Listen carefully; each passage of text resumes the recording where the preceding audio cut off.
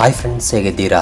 ಈ ಪ್ರಪಂಚದಲ್ಲಿ ಸ್ಪೆಷಲ್ ಜಾಗಗಳು ಮತ್ತು ಅದ್ಭುತವಾದ ಪ್ರದೇಶಗಳು ಬಹಳಷ್ಟಿವೆ. ಅವು 8 ಅದ್ಭುತಗಳಾಗಿರ್ಬೋದು, ಪ್ರಕೃತಿ ಕ್ರಿಯೇಟ್ ಮಾಡಿರುವ ವಂಡರ್ಸ್ ಆಗಿರ್ಬೋದು, ಅಥವಾ ಮನುಷ್ಯರು ಕಟ್ಟಿರುವಂತಹ ಅದ್ಭುತವಾದ ಕಟ್ಟಡಗಳಾಗಿರ್ಬೋದು. ನೋಡೋಕೆ ಅತ್ಯಂತ ಆಕರ್ಷಕವಾಗಿರುತ್ತವೆ. ಆದ್ರೆ ಕೆಲವು ಬಾರಿ ಮನುಷ್ಯರು ಬಹಳಷ್ಟು ದುಡ್ಡನ್ನ ಖರ್ಚು ಮಾಡಿ ಕಷ್ಟಪಟ್ಟು ಕಟ್ಟಿರುವ ಪ್ರಾಜೆಕ್ಟ್ಗಳು ಕೂಡ ಪ್ರಾಪರ್ ಪ್ಲಾನಿಂಗ್ ಮತ್ತು ವಿಷನ್ ಇಲ್ಲದೆ ಇದ್ರೆ ಕೊನೆಗೆ ವೇಸ್ಟ್ ಆಫ್ ಮನಿ ಅಂತ ಅನಿಸಿಕೊಳ್ಳುತ್ತವೆ. ಸೊ ಇವತ್ತು ನಾವು ಈ ವಿಡಿಯೋದಲ್ಲಿ ಅಂತಹ ಪ್ರಪಂಚದ ಮೋಸ್ಟ್ ಯೂಸ್ಲೆಸ್ ಮೆಗಾ ಪ್ರಾಜೆಕ್ಟ್ಸ್ ಗಳನ್ನ ತಿಳಿದುಕೊಳ್ಳೋಣ. ಕೆಲವು ನೂರಾರು ಮತ್ತು ಸಾವಿರಾರು ಕೋಟಿ ರೂಪಾಯಿಗಳನ್ನ ಖರ್ಚು ಮಾಡಿ ಕಟ್ಟಿರುವಂತಹ ಈ ಪ್ರಾಜೆಕ್ಟ್ ಗಳು ಪ್ರಸ್ತುತ ಜನರಿಲ್ಲದೆ, ಪರ್ಪಸ್ ಇಲ್ಲದೆ ಖಾಲಿಯಾಗಿ ಬಿದ್ದಿವೆ. ಆದ್ರಿಂದ ವಿಡಿಯೋ ತುಂಬಾ ಇಂಟ್ರೆಸ್ಟಿಂಗ್ ಆಗಿರುತ್ತೆ. ಮಿಸ್ ಮಾಡದೆ ಕೊನೆವರೆಗೂ ನೋಡಿ. ಹಾಗೆ ವಿಡಿಯೋ ಇಷ್ಟವಾದ್ರೆ ತಪ್ಪದೆ ವಿಡಿಯೋಗೆ ಒಂದು ಲೈಕ್ ಕೊಟ್ಟು ನಮ್ಮನ್ನು ಸಪೋರ್ಟ್ ಮಾಡೋದನ್ನ ಮಾತ್ರ ಮರಿಬೇಡಿ. ಸೊ ಲೇಟ್ ಮಾಡದೆ let's get it the video.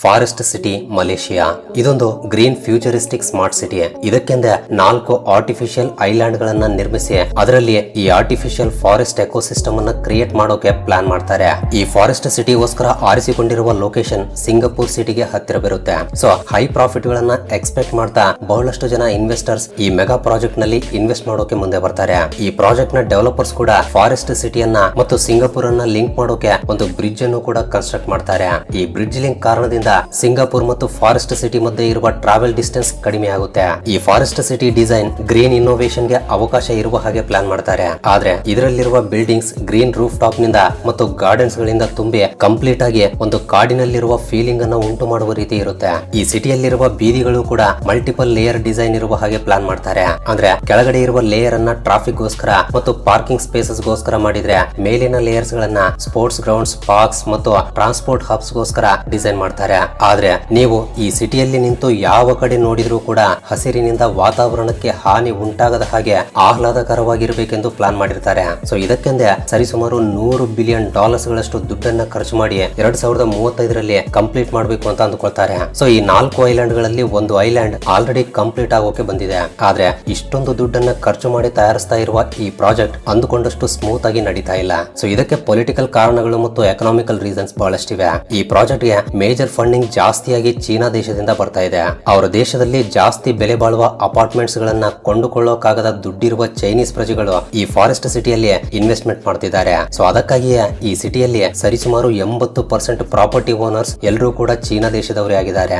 ಆದ್ರೆ ಮಲೇಷಿಯಾ ದೇಶದ ಸಾಧಾರಣ ಪ್ರಜೆಗಳಿಗೆ ಮಾತ್ರ ಈ ಸಿಟಿಯಲ್ಲಿ ಪ್ರಾಪರ್ಟಿಯನ್ನ ಕೊಂಡುಕೊಳ್ಳೋಕೆ ಆಗ್ತಾ ಇಲ್ಲ. ಯಾಕೆಂದ್ರೆ ಇಲ್ಲಿನ ರೇಟ್ ತುಂಬಾ ಜಾಸ್ತಿ ಇರುತ್ತೆ. ಅತ್ಯಂತ ಶ್ರೀಮಂತ ಚೈನೀಸ್ ವ್ಯಕ್ತಿಗಳನ್ನ ದೃಷ್ಟಿಯಲ್ಲಿಟ್ಟುಕೊಂಡು ಬೆಲೆಯನ್ನ ಫಿಕ್ಸ್ ಮಾಡ್ತಿದ್ದಾರೆ. ಸೊ ಮಲೇಷಿಯಾ ದೇಶದವರಿಗೆ ಅಲ್ಲದೆ ಚೀನಾ ದೇಶದವರಿಗೆ ಜಾಸ್ತಿ ಇಂಪಾರ್ಟೆನ್ಸ್ ಕೊಡೋದ್ರಿಂದ ಈ ಪ್ರಾಜೆಕ್ಟ್ ಮೇಲೆ ಪ್ರಜೆಗಳಿಂದ ಬಹಳಷ್ಟು ವಿರೋಧ ವ್ಯಕ್ತವಾಗ್ತಾ ಇದೆ. ಗವರ್ಮೆಂಟ್ ಬದಲಾದ ನಂತರ ಹೊಸದಾಗಿ ಬಂದಿರುವ ಪ್ರೈಮ್ ಮಿನಿಸ್ಟರ್ ಈ ಫಾರೆಸ್ಟ್ ಸಿಟಿಯಲ್ಲಿ ಪ್ರಾಪರ್ಟಿಯನ್ನ ಕೊಂಡುಕೊಳ್ಳುವ ರೈಟ್ಸ್ ಫಾರಿನರ್ಸ್ ಗೆ ಇಲ್ಲ ಎಂದು ಡಿಕ್ಲೇರ್ ಮಾಡಿಬಿಡ್ತಾರೆ. ಇದರಿಂದ ಬಹಳಷ್ಟು ಜನ ಫಾರಿನರ್ಸ್ ಈ ಫಾರೆಸ್ಟ್ ಸಿಟಿಯನ್ನ ಬಿಟ್ಟು ಹೋಗಿ ಬಿಡ್ತಾರೆ. ಅದೇ ರೀತಿ ಹೊಸ ಇನ್ವೆಸ್ಟರ್ಸ್ ಯಾರು ಕೂಡ ಮುಂದೆ ಬರ್ತಾ ಇಲ್ಲ. ನಂತರ ಕೋವಿಡ್ ಬಂದು ಪ್ರಪಂಚವೇ ನಿಂತು ಬಿಡುತ್ತೆ. ಸರ್ಕಾರ ತೆಗೆದುಕೊಂಡಿರುವ ಈ ಡಿಸಿಷನ್ ಕಾರಣದಿಂದ ಒಂದು ಕಡೆಯಿಂದ ಹೊಸ ಇನ್ವೆಸ್ಟರ್ಸ್ ಬರೋಕೆ ಚಾನ್ಸ್ ಇಲ್ಲ.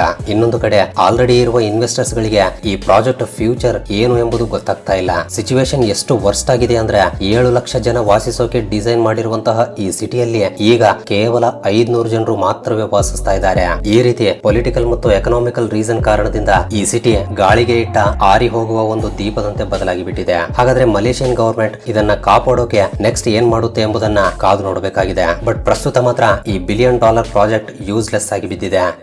China's abandoned ghost city. ನಿಜ ಹೇಳಬೇಕು ಅಂದ್ರೆ ಚೀನಾ ಈ ಪ್ರಪಂಚದಲ್ಲೇ ಮೇಜರ್ ಎಕನಾಮಿಕಲ್ ಪವರ್ ಆಗಿ ಬೆಳೆದಿದೆ ಅಂದ್ರೆ ಇದಕ್ಕೆ ಇನ್ನೊಂದು main reason real estate boom ಅಂತಾನೆ ಹೇಳ್ಬೋದು. ಬೇರೆ ದೇಶಗಳಲ್ಲಿ ಆದ್ರೆ 1 ಅಥವಾ 2 ಮೆಗಾ ಪ್ರಾಜೆಕ್ಟ್ ಗಳು ಮಾತ್ರವೇ ಇರುತ್ತವೆ.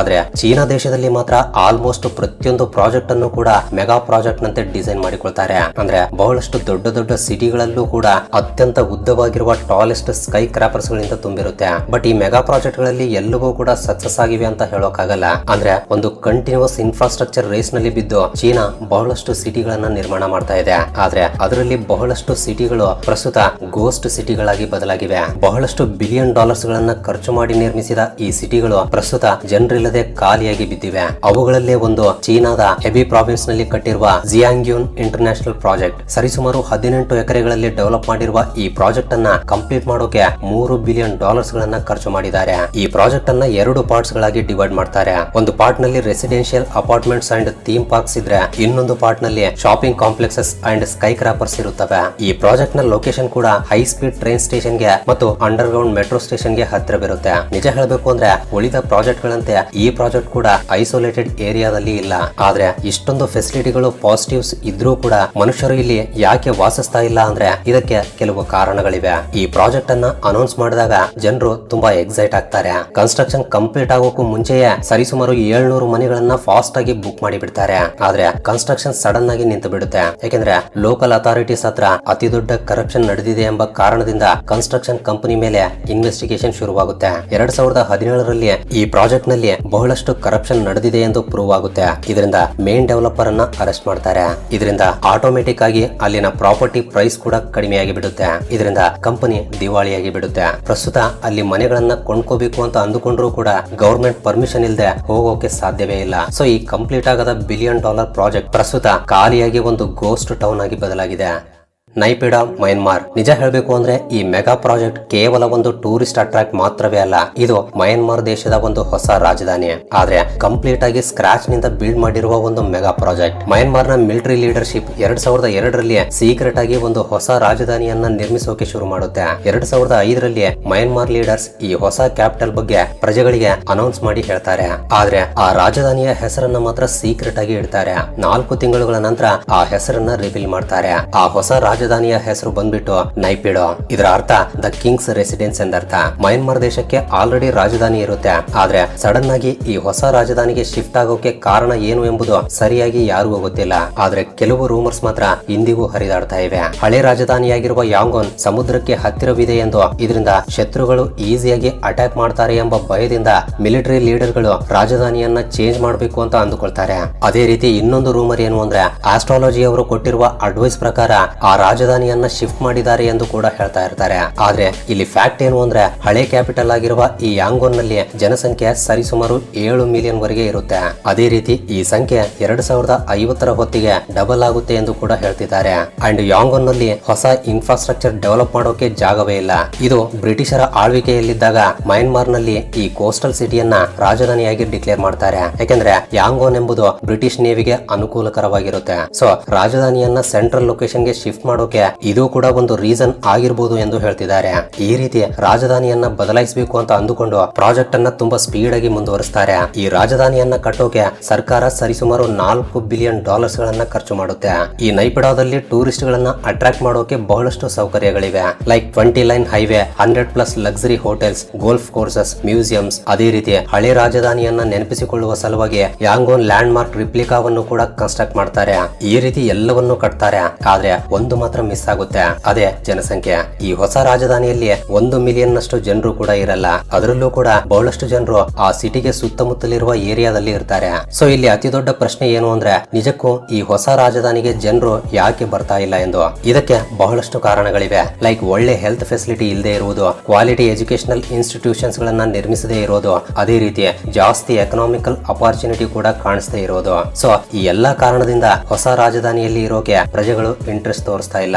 ಅದಕ್ಕಾಗಿಯೇ ಈ ಸಿಟಿಯಲ್ಲಿ ನೀವು ಎಲ್ಲಿ ನೋಡಿದ್ರೂ ಕೂಡ ಜನಸಂಚಾರವೇ ಕಾಣಿಸಲ್ಲ.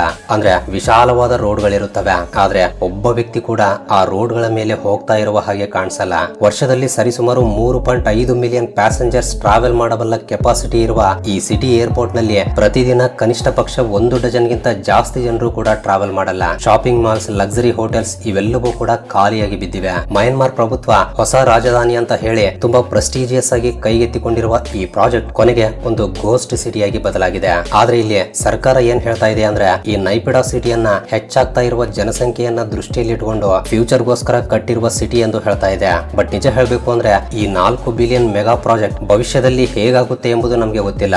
ಆದ್ರೆ ಪ್ರಸ್ತುತ ವೇಸ್ಟ್ ಆಗಿ ಬಿದ್ದಿದೆ. ಮುಂದಿನ ವಿಷಯಕ್ಕೆ ಹೋಗೋಕ್ಕೂ ಮುಂಚೆ ಒಂದು ವೇಳೆ ನೀವು ಈ ವಿಡಿಯೋನ ಫುಲ್ ಸ್ಕ್ರೀನ್ ಅಲ್ಲಿ ನೋಡ್ತಾ ಇದ್ರೆ ನಿಮ್ಮ ಮೊಬೈಲ್ ಅನ್ನು ಸ್ವಲ್ಪ ಟಿಲ್ಟ್ ಮಾಡಿ ಕೆಳಗಡೆ ಕಾಣ್ತಾ ಇರುವ ಲೈಕ್ ಬಟನ್ ಕಲರ್ ಚೇಂಜ್ ಮಾಡಿಬಿಡಿ. ಅಂಡ್ ಸಬ್ಸ್ಕ್ರೈಬ್ ಮಾಡಿಕೊಂಡಿರುವ Vismayavani family members love you so much. And first time ಯಾರಾದರೂ ನಮ್ಮ ಚಾನಲ್ ಅನ್ನ ಈಗ ನೋಡ್ತಾ ಇದ್ರೆ ಕೆಳಗಡೆ ಕಾಣ್ತಾ ಇರುವ ರೆಡ್ ಕಲರ್ ಸಬ್ಸ್ಕ್ರೈಬ್ ಬಟನ್ ಮೇಲೆ ಕ್ಲಿಕ್ ಮಾಡಿ ಸಬ್ಸ್ಕ್ರೈಬ್ ಮಾಡ್ಕೊಂಡು ಪಕ್ಕದಲ್ಲಿರುವ ಬೆಲ್ ಐಕನ್ ಅನ್ನ ಆಕ್ಟಿವೇಟ್ ಮಾಡ್ಕೊಳ್ಳಿ. ಅಂಡ್ ಬೆಲ್ ಐಕನ್ ಆನ್ ಮಾಡ್ಕೊಳ್ಳೋದು ತುಂಬಾ ಇಂಪಾರ್ಟೆಂಟ್, ಮರಿಬೇಡಿ. Ciudad Real central airport Spain. Europe ನ ಪಾಪ್ಯುಲರ್ ಟ್ರಾವೆಲ್ ಡೆಸ್ಟಿನೇಷನ್ ನಲ್ಲಿ ಸ್ಪೇನ್ ಕೂಡ ಒಂದು. ಈ ರೀತಿಯ ಟೂರಿಸ್ಟ್ ಗಳಿಗೋಸ್ಕರ ಪ್ಲಾನ್ ಮಾಡಿ ಕಟ್ಟಿರುವಂತಹ ಪ್ರಾಜೆಕ್ಟ್ ಈ ಸಿಯುಡಾಡ್ ರಿಯಲ್ ಸೆಂಟ್ರಲ್ ಏರ್ಪೋರ್ಟ್. ಈ ಪ್ರಾಜೆಕ್ಟ್ ನ ಗುರಿ ಏನು ಅಂದ್ರೆ ಯಾವಾಗ್ಲೂ ಬ್ಯುಸಿ ಆಗಿರುವ ಮ್ಯಾಡ್ರಿಡ್ ಏರ್ಪೋರ್ಟ್ ಗೆ ಆಲ್ಟರ್ನೇಟಿವ್ ಆಗಿ ಒಂದು ಏರ್ಪೋರ್ಟ್ ಅನ್ನ ತಗೊಂಡ್ ಬರಬೇಕು ಎಂದು. ಈ ಹೊಸದಾಗಿ ಕಟ್ಟುವ ಏರ್ಪೋರ್ಟ್ ನಲ್ಲಿರುವ ರನ್ವೇ ಪ್ರಪಂಚದಲ್ಲೇ ಟಾಪ್ 5 ಲಾಂಗೆಸ್ಟ್ ರನ್ವೇಗಳಲ್ಲಿ ಒಂದು. ಅದೇ ರೀತಿ ವರ್ಷಕ್ಕೆ ಸರಿಸುಮಾರು 2 ಮಿಲಿಯನ್ ಪ್ಯಾಸೆಂಜರ್ ಗಳು ಟ್ರಾವೆಲ್ ಮಾಡುವ ಅವಕಾಶವಿದೆ. ನಿಜ ಹೇಳಬೇಕು ಅಂದ್ರೆ ಸ್ಪೇನ್ ನಲ್ಲಿರುವ ಮ್ಯಾಡ್ರಿಡ್ ಏರ್ಪೋರ್ಟ್ ಕೆಪಾಸಿಟಿಯ ಜೊತೆ ಕಂಪೇರ್ ಮಾಡಿ ನೋಡಿದ್ರೆ ತುಂಬಾ ಕಡಿಮೆ ಇರೋದ್ರಿಂದ ಹೊಸ ಏರ್ಪೋರ್ಟ್ ನ ಕೆಪಾಸಿಟಿಯನ್ನ 10 ಮಿಲಿಯನ್ ಗಿಂತ ಜಾಸ್ತಿ ಮಾಡಬೇಕು ಎಂದು ಸ್ಪೇನ್ ಡಿಸೈಡ್ ಆಗುತ್ತೆ. ಆದ್ರೆ ಸರಿಸುಮಾರು 1.3 ಬಿಲಿಯನ್ ಡಾಲರ್ಸ್ ಗಳನ್ನ ಖರ್ಚು ಮಾಡಿರುವ ಈ ಪ್ರಾಜೆಕ್ಟ್ 2012ರಲ್ಲಿ ಸಡನ್ ಆಗಿ ನಿಂತು ಬಿಡುತ್ತೆ. ಯಾಕಂದ್ರೆ ಈ ಪ್ರಾಜೆಕ್ಟ್ ಅನ್ನ ಕನ್ಸ್ಟ್ರಕ್ಟ್ ಮಾಡ್ತಾ ಇರುವ ಕಂಪನಿ ದಿವಾಳಿ ಆಗುತ್ತೆ. ಸೊ ಇಲ್ಲಿ ಮೇನ್ ಪ್ರಾಬ್ಲಮ್ ಏನು ಅಂದ್ರೆ ಈ ಏರ್ಪೋರ್ಟ್ ಇರುವಂತಹ ಲೊಕೇಶನ್ ಅಂದ್ರೆ ಹೆಸರಿನಲ್ಲಿರುವ ಸೆಂಟ್ರಲ್ ಏರ್ಪೋರ್ಟ್ ಎಂಬುದು ಸೆಂಟ್ರಲ್ ನಲ್ಲಿ ಇಲ್ಲ.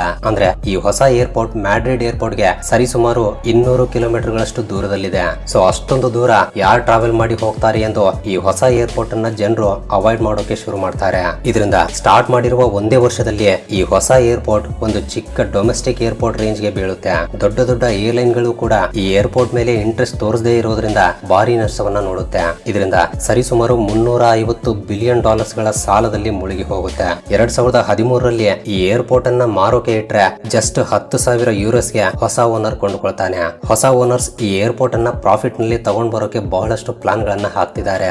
ಆದ್ರೆ ಪ್ರಸ್ತುತ ಮಾತ್ರ ಈ $1 ಬಿಲಿಯನ್ ಪ್ರಾಜೆಕ್ಟ್ ಯೂಸ್ಲೆಸ್ ಆಗಿ ಬಿದ್ದಿದೆ. The most useless hotel North Korea. Tower of Doom ಎಂಬುದು ನಾರ್ತ್ ಕೊರಿಯಾದ ಅತ್ಯಂತ ಎತ್ತರವಾದ ಬಿಲ್ಡಿಂಗ್. ಅದೇ ರೀತಿ ಅತ್ಯಂತ ಖಾಲಿಯಾಗಿ ಬಿದ್ದಿರುವ ಬಿಲ್ಡಿಂಗ್ ಕೂಡ ಇದೆ. ನಿಜ ಹೇಳಬೇಕು ಅಂದ್ರೆ ನಾರ್ತ್ ಕೊರಿಯಾ ಟೂರಿಸಂ ಮೇಲೆ ಡಿಪೆಂಡ್ ಆಗಿರುವ ದೇಶವಲ್ಲ. ಅವ್ರ ಪ್ರಪಂಚ ಅವರದ್ದೇ ಎಂಬಂತೆ ತುಂಬಾ ಐಸೋಲೇಟೆಡ್ ಆಗಿರುವ ದೇಶವದು. ಆದ್ರೆ ಈ ಸಿಚುವೇಶನ್ ಪ್ರಸ್ತುತ ಇದೆ. ಬಟ್ ಒಂದು ಸಮಯದಲ್ಲಿ ಈ ರೀತಿ ಇರಲಿಲ್ಲ. 1980ರ ದಶಕದಲ್ಲಿ ನಾರ್ತ್ ಕೊರಿಯಾ ಮತ್ತು ಸೌತ್ ಕೊರಿಯಾದ ಮಧ್ಯೆ ಟೂರಿಸಂ ವಿಷಯದಲ್ಲಿ ಕಾಂಪಿಟಿಷನ್ ಇರೋದ್ರಿಂದ ಪ್ರಪಂಚದಲ್ಲೇ ಟಾಲೆಸ್ಟ್ ಹೋಟೆಲ್ ಇಂದ ಫಾರಿನರ್ಸ್ ಗಳನ್ನ ಅಟ್ರಾಕ್ಟ್ ಮಾಡಬೇಕು ಎಂಬ ಪ್ಲಾನ್ ನಿಂದ ಈ ಹೋಟೆಲ್ ಅನ್ನ ನಿರ್ಮಿಸಲಾಗಿದೆ. ಅಮೆರಿಕದ ಸಹಾಯದಿಂದ ಸೌತ್ ಕೊರಿಯಾ 1988ರಲ್ಲಿ ನಡೆದಿರುವ ಒಲಿಂಪಿಕ್ ಗೇಮ್ಸ್ ಗಳನ್ನ ಹೋಸ್ಟ್ ಮಾಡುತ್ತೆ. ಅದೇ ರೀತಿ ಸೌತ್ ಕೊರಿಯಾದ ಒಂದು ಕಂಪನಿ ಸಿಂಗಪೂರ್ ನಲ್ಲಿ ಅದೇ ಸಮಯದಲ್ಲಿ ಒಂದು ಟಾಲೆಸ್ಟ್ ಹೋಟೆಲ್ ಅನ್ನ ಕನ್ಸ್ಟ್ರಕ್ಟ್ ಮಾಡುತ್ತೆ. ಸೊ ಇದನ್ನೆಲ್ಲ ನೋಡಿ ನಾವು ಕೂಡ ಯಾವುದರಲ್ಲೂ ಕಮ್ಮಿ ಇಲ್ಲ ಎಂಬ ಆಟಿಟ್ಯೂಡ್ ನಿಂದ ನಾರ್ತ್ ಕೊರಿಯಾ 1989ರಲ್ಲಿ ನಡೆದಿರುವ ವರ್ಲ್ಡ್ ಫೆಸ್ಟಿವಲ್ ಆಫ್ ಯೂತ್ ಅನ್ನ ಹೋಸ್ಟ್ ಮಾಡುವ ರೈಟ್ಸ್ ಪಡೆದುಕೊಳ್ಳುತ್ತೆ. ಅದೇ ರೀತಿ ಮರು ವರ್ಷವೇ ಒಂದು ಯೂನಿಕ್ ಪಿರಮಿಡ್ ಶೇಪ್ ನಲ್ಲಿರುವ ಹೋಟೆಲ್ ಅನ್ನ ಕನ್ಸ್ಟ್ರಕ್ಟ್ ಮಾಡುತ್ತೆ. 330 ಮೀಟರ್ ಗಳಷ್ಟು ಎತ್ತರವಿರುವ ಈ ಹೋಟೆಲ್ ಸೌತ್ ಕೊರಿಯನ್ ಕಂಪನಿ ಕಟ್ಟಿರುವ 226 ಮೀಟರ್ ಗಳಷ್ಟು ಎತ್ತರವಿರುವ ಹೋಟೆಲ್ ಗಿಂತ ಅತ್ಯಂತ ಎತ್ತರವಾದ ಹೋಟೆಲ್ ಎಂಬ ರೆಕಾರ್ಡ್ ಅನ್ನು ಕೂಡ ಸಂಪಾದಿಸಿಕೊಳ್ಳುತ್ತೆ. ನಂತರ ವರ್ಲ್ಡ್ ಫೆಸ್ಟಿವಲ್ ಸಮಯದಲ್ಲಿ ಈ ಹೋಟೆಲ್ ಅನ್ನ ಪ್ರಾರಂಭಿಸಬೇಕು ಎಂದು ಪ್ಲಾನ್ ಮಾಡಿಕೊಳ್ತಾರೆ.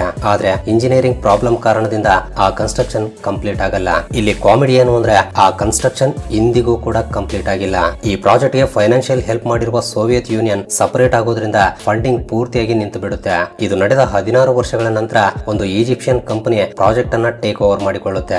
$180 ಮಿಲಿಯನ್ ಗಳನ್ನ ಖರ್ಚು ಮಾಡಿ ಇದನ್ನ ಕಂಪ್ಲೀಟ್ ಮಾಡೋಕೆ ಟ್ರೈ ಮಾಡುತ್ತೆ. ಆದ್ರೆ ನಾರ್ತ್ ಕೊರಿಯಾದಲ್ಲಿರುವ ಪೊಲಿಟಿಕಲ್ ಸಿಚುವೇಶನ್ ಅದನ್ನ ಸಪೋರ್ಟ್ ಮಾಡಲ್ಲ. ಇದರಿಂದ ಮತ್ತೆ ಪ್ರಾಜೆಕ್ಟ್ ನಿಂತು ಬಿಡುತ್ತೆ. ಸೊ ಟೋಟಲ್ $2 ಬಿಲಿಯನ್ ಗಳನ್ನ ಖರ್ಚು ಮಾಡಿ ಕಟ್ಟಿರುವ ಈ ಹೋಟೆಲ್ ಕೊನೆಗೆ ಉಪಯೋಗವಿಲ್ಲದೆ ವೇಸ್ಟ್ ಆಗಿ ಬಿದ್ದಿದೆ. ಒಂದ್ ವೇಳೆ ಇದು ಪೂರ್ತಿ ಆದ್ರೂ ಕೂಡ ನಾರ್ತ್ ಕೊರಿಯಾದಂತಹ ದೇಶದಲ್ಲಿ ಅಷ್ಟೊಂದು ಖರ್ಚನ್ನ ಟೂರಿಸಂ ನಿಂದ ರಿಕವರಿ ಮಾಡುವುದು ಕೂಡ ತುಂಬಾ ಕಷ್ಟ.